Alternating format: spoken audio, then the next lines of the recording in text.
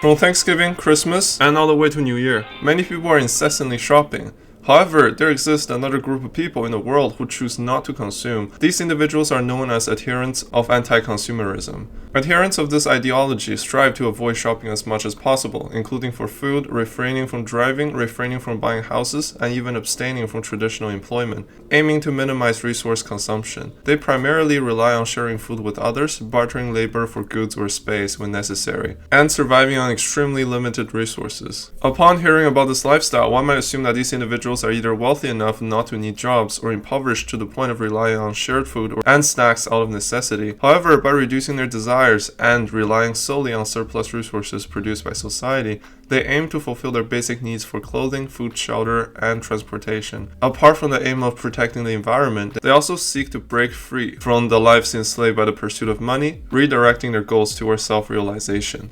One of the first supporters of anti-consumerism is an elderly German lady. About 20 years ago, at the age of 54, she decided to no longer depend on money to sustain her life. She resigned from her job, disposed of her properties, credit cards, and insurance, keeping only a suitcase size, and embarked on a life of minimal consumption. By either house-sitting for friends or utilizing spare rooms, she sustains herself through labor and bartering goods for necessities, neither spending nor earning money. Despite more than 2 decades of living this way, she has never spent a day homeless. Following her successful example, in recent years, an increasing number of people from various backgrounds have joined the ranks of anti-consumerism, spanning from China, the United States to the United Kingdom. Notably, this includes highly educated individuals. What exactly drives them behind this pursuit? Firstly, let's clarify the fundamental difference between anti-consumerism and begging. Anti-consumerists do not rely on begging to get by. They do not sit by the roadside waiting for charity, but rather distance themselves from irrational consumerism through their actions. In modern society, most people in developed nations have an abundance of material goods,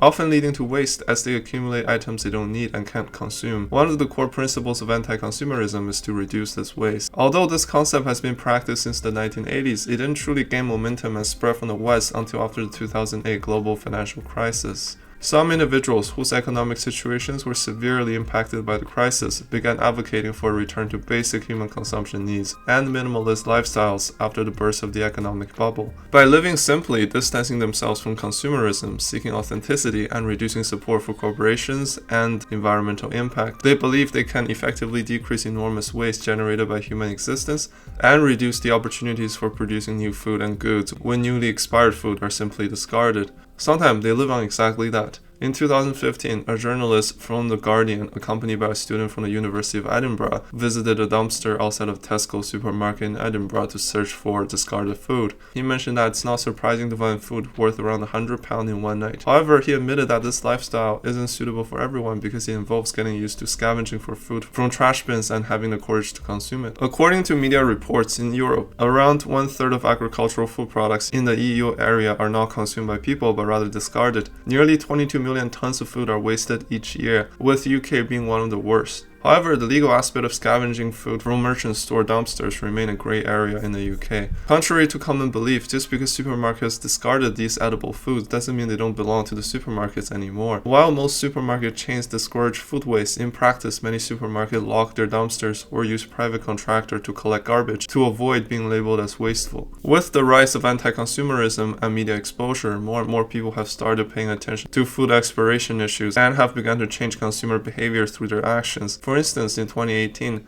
Tesco made the unprecedented move of removing the best before labels from over 70 fresh fruit and vegetable products, including apple, potatoes, tomatoes, lettuce, and asparagus, as they found that most consumers didn't understand the difference between best before and expiration dates. These food items were the most commonly discarded household items, prompting Tesco to take action. However, they are also the most extreme form of anti-consumerism. After spending 15 years as a teacher and later as a psychotherapist, he moved on to Dortmund, northwest Germany, with his 2 children following a divorce in his 40s, only to find the area overrun by unemployed migrants.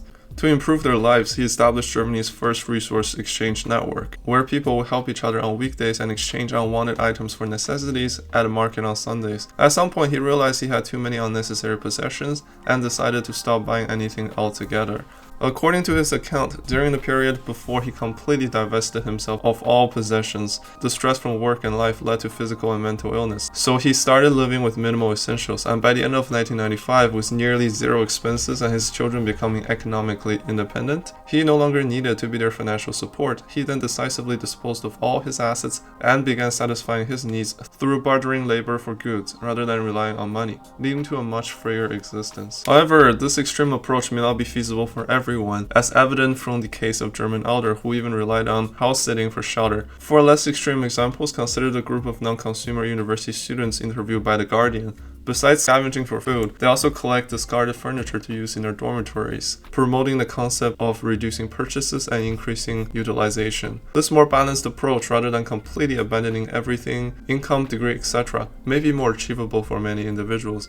Apart from the UK, there's also a movement toward anti-consumerism in China. Originally published in the newspaper, Ding, born in a small mountain village in Guizhou, China, worked as an animator and game artist in a company in Beijing before studying abroad in New Zealand at the age of 35. He spent 6 years without renting a place for shopping, essentially making the company his home, relying on the company's cafeteria for 3 meals a day and 24-hour access to bathrooms.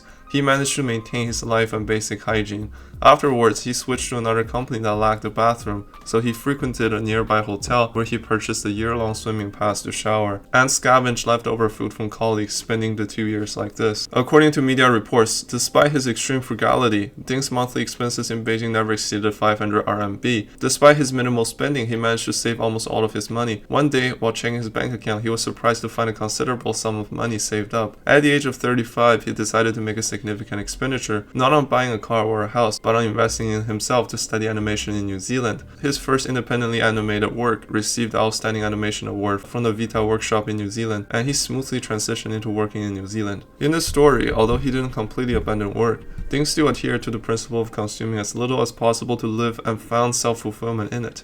Another form of anti-consumerism, or perhaps the easiest way to obtain food, is directly asking restaurants about food that is about to be discarded as they near closing time. Some establishments even explicitly advertise food that will be discarded soon, available for collection on the bustling streets of New York. Many of New Yorkers practicing minimal consumption are university professors. For them, it's not about being unable to afford things, it's simply a choice not to buy. They scavenge for food on the street to rescue items that would otherwise be wasted. Besides satisfying their own basic needs, they also distribute the collective food to homeless individuals and anyone else in need. To them, the current food system is inherently wasteful. In garbage bags and dumpsters, perfectly good food can be found all the time, often discarded before its expiration date because consumers may prefer fresher items. These individuals don't see anything wrong with their way of life, and they are unbothered by others' opinions. Moreover, they are eager to share this philosophy with the public as a counter to the prevailing consumerism of modern society. If you're interested in this topic, feel free to leave a comment below to discuss your thoughts.